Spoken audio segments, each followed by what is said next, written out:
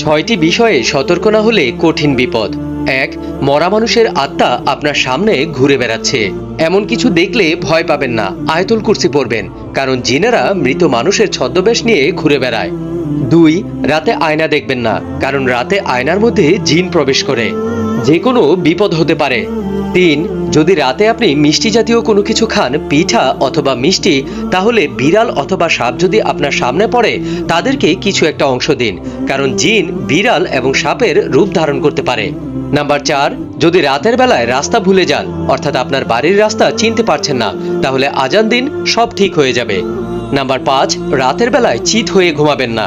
এক প্রকার ভুয়া জিন রাতের বেলায় চিত হয়ে শুয়ে থাকা ব্যক্তিকে চেপে ধরে। ৬ নাম্বার, রাতের বেলা একা একা কোথাও বের হবেন না, কারণ একা থাকলে রাস্তায় বা আপনার সাথে থাকা জিন আপনার অনেক বড় ক্ষতি করতে পারে। ভিডিওটি অনেক শেয়ার করুন যেন অন্যদের কাজে লাগে।